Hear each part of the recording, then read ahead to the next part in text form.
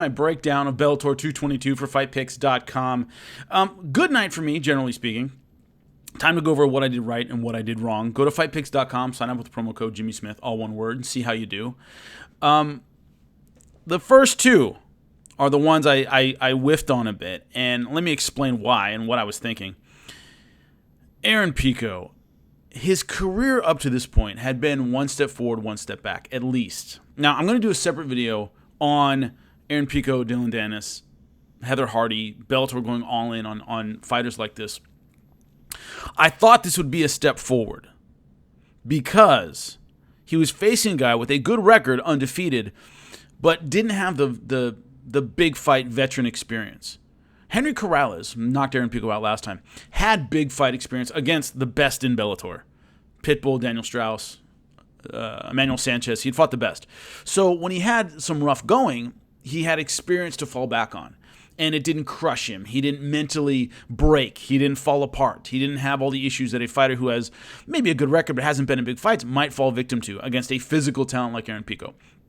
So I thought Aaron Pico would, A, fight a safer game plan, which he did, and that his physical talent would be a little too much and would make a guy who hadn't been against great talent maybe doubt himself at a certain point. That didn't happen. It started out happening. Aaron Pico did fight well, was focused on his wrestling, the takedown, the ground and pound, went for a takedown at a bad time and ate a flying knee. Now, a lot of people talking about his chin. That flying knee would have dropped just about anybody. I didn't see the oh my God, he can't take a shot anymore. The Henry Corrales punch wasn't as hard, but the accuracy was great. It was right on the temple. That would have knocked a lot of fighters out. His chin's got to be bad now. 2 big knockouts in a row. And once again, I'll do a separate video about Aaron Pico, so I don't want to get into it that much. But that was my thinking, was that Aaron Pico, I didn't think was going to make a great career anymore, but one step forward, one step back, I thought this would maybe be his step forward. And then against veterans who had been in tough fights, he would take that step back. But it was a huge step back. And I said that breaking this down, A, it was a tough pick, and B, Aaron Pico losing is a gigantic, I don't know if step back is even the right word, but a fall down. 4-3 is not where he was supposed to be at this point in his career. 2 brutal knockouts in a row.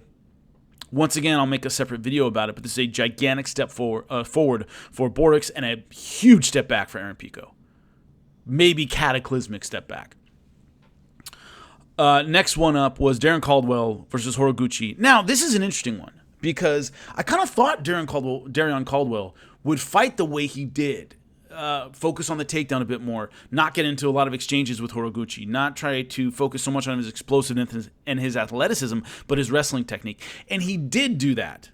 But 2 things kind of let him down. Number 1, his gas just wasn't there. He really, really faded late in the fight. And if you look at his wrestling career, which I did, I watched him wrestle at NC State. He took on the NCAA finals a guy named Brent Metcalf, who from Iowa. Huge upset. He beats Metcalf. But it's the same kind of thing. He threw Metcalf early, scored a ton of points, and then started fading late, and Metcalf started catching up, as Iowa wrestlers do. And I talked to him about that wrestling match. He goes, "Oh, dude, I was exhausted." He goes, "I was, tying my shoelaces, trying to get anything to get a break because Metcalf didn't get tired." That's always been a problem for him, is he's explosive and dynamic and all these things, but almost always the issue with that is pacing. You can only be explosive and dynamic for so long. And his ability to take a break and kind of get his energy back really isn't there. So he was working the takedown well. So first off, his gas let him down. And B, he wasn't that active on top. There were plenty of times when you got that high crotch. And first off, the high crotch, which is different than a single leg in that your head's to the outside. So you're vulnerable to a guillotine. He had been finished by a guillotine of Horiguchi in Japan. So he would get the high crotch, have to defend the guillotine or at least worry about the guillotine before he could secure any kind of position. And then he couldn't get his ground and pound going. And the whole time Horiguchi's landing short shots, not in any danger at all, and he's the one doing damage. So even when he'd get on top, which I thought he would do in this fight, he wasn't active enough, he wasn't busy enough, as a combination of A, he was never that stable, and B, his gas wasn't that good. So those are the 2 things that really let him down. You could see, I thought in this fight, that Horiguchi was just naturally faster. And that had Caldwell shook on the feet. He was almost like, I'm used to being the faster guy. I'm the guy who's quicker. The idea that this guy's a lot faster than I am, not as explosive, not as strong. He still had some athletic gifts, I thought, over Horiguchi. But speed, Horiguchi had fast hands. was really in there quickly, landing great stuff. And I think Darren Caldwell was having trouble seeing that. And you could see the kind of, oh shit, this dude's quick. I saw that when they were fighting. So I like that he relied on his takedown, but just not active enough with the ground and pound. Plenty of times he took him down and just didn't do very much. And that cost him, and also his gas just ran out. So Horiguchi is now the Bellator champion. How much he defends is going to be an issue because he's champion Ryzen. He's from Japan. Will he be a consistent presence in Bellator, and will they get behind him in Bellator? Archuleta, of course, waiting in the wings. There's some great fights coming up. But it's going to be interesting to see how Bellator handles a champ basically from another organization taking the belt and how much they push him. Because I think he could be a great champion at 135 pounds. The dude's fantastic. So those were the two that I missed on. Everything else I got. Dylan Dennis submission in round 1. That's a pretty easy call. It's just a matter of when he was going to get it. Confident once he was on the ground. And Dylan Dennis, you can hate him. He's got ground skills. So nice armbar. Max Humphrey just wasn't on his level at all, especially on the ground. Lyoto Machida over Chael Sonnen by KO. I called that one. I thought it would be third round. It was second round. My logic there was I thought Chael Sonnen would be able, if not to get the takedown, at least make it awkward in those Greco positions that Lyoto Machida would have to spend some time getting the timing right. Lyoto Machida generally isn't the busiest striker in the world. He finds that perfect opening, sets you up, boom, and takes you out. I thought it would take him longer to set that up. I thought Chael could at least maybe, if not get a takedown or two, get in those chest-to-chest positions, make Lyoto Machida work for it and get out. And he did that a little bit, but Lyoto Machida was just far superior to Chael Sonnen. Far, far superior. I thought he beat him in round 3. I thought it would take a while to get the timing. Did it in round 2. Was never really in danger. Landed some big shots. 2 flying knees in a round. So you can't question Chael's chin. Certainly held out as long as he could and did everything he could. But he was up against a superior fighter. And Chael Sonnen obviously retiring at the end. I think he was mentally in the fight. He was just tactically and physically outgunned. Lyoto Machida was just better by a level. And so now probably taking on Ryan Bader at some point. Has a win over Ryan Bader, but that was a while ago. Ryan Bader, I think, really peaking right now. Now, obviously, I'll do a breakdown of it if they end up announcing it. If that ends up being a fight, I'll break it down as it's closer to the fight. But Lyoto Machida just looked fantastic. Great angling, great skills, great striking. Rory MacDonald by decision over Neiman Gracie. That's what I called, and that's exactly what happened. Rory MacDonald. I forgot to go over the Dantas fight. Eduardo Dantas, Juan Archuleta. I thought Juan Archuleta would win. I thought it would be a decision simply because a veteran like Eduardo Dantas I thought could maybe stay out of trouble against a power striker, that he would lose the fight but could go the 15 minutes. That did not happen. That knockout was scary good. Scary good. Really fantastic. Great timing on it, great power, and Eduardo Dantas, you want to say back to the drawing board. Well, what he's been through might be gatekeeper from here on out. Really talented kid. Looked great in the beginning of the fight. Great kicks, great angling, great versatility, good accuracy. But Juan Archuleta, just a power striker.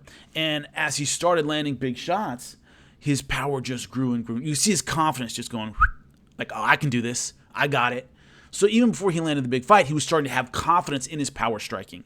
And Eduardo Dantas, always accurate, great combinations, X, Y, and Z, but never necessarily a power striker.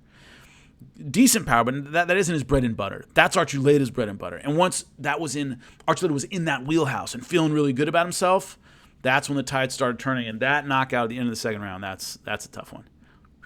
Head snapped off the canvas. That's bad. So I think he's probably next in line for Horiguchi. I think that's an amazing fight. Good for them. Rory MacDonald, Neiman Gracie. I thought Rory MacDonald, even a checked out Rory MacDonald who wasn't feeling great, would have a little too much tactically for Neiman Gracie, and he did. He says he feels better, that he's kind of back where he used to be. That's great. His striking looked sharp. His submission defense, which has always been on point, still looked good.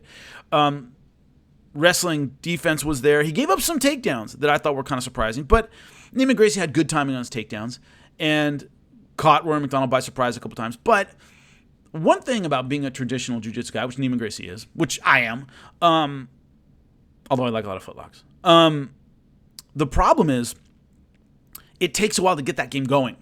And you saw late in the fight when he got the takedown, got the mount, you saw the clock going. I think it was the final round. He had 3 minutes. And he got mount. It's great, but it just takes a while to usually set up a game like Neiman Gracie's. And with the time that was left, he just didn't have time to do that. And nice mount escape, obviously, by Rory MacDonald. And some people asked me about, I mentioned on Twitter, the leg lock exchange they were in, and a big skill in MMA, jiu-jitsu, submission grappling, everything, knowing when to bail out of a leg lock is, okay, we're both going for it. I'm not going to get mine. The one who gives up first ends up on top. The one who says, forget it, I'm out of here, pushes on the leg, clears it, and gets on top. The one who doesn't can end up hanging onto a leg lock and get knocked out from the top, and it happens all the time. And in jiu-jitsu, and when someone can't strike you, you go for a leg lock, he goes for a leg lock. The one who bails first ends up getting the points. Sits up, gets around the guard, and then you're in trouble. So you don't want to hang onto a leg lock too long. What I saw was real intelligence from both fighters about when it's over. And I've said before, the difference between blue belt and black belt a lot of times is just knowing when it's done. You're going for a choke like crazy. Look, it's not going to happen. Black belts let go of stuff. And you go, God, why did he let that go? Because he knew it was over.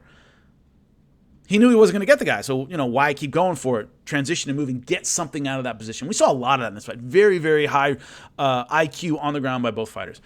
But there are a lot of questions to me moving forward for Rory MacDonald because he didn't really have to walk through hell to beat Neiman Gracie. It was a tactical fight. He was crisp. He was sharp. He was smart.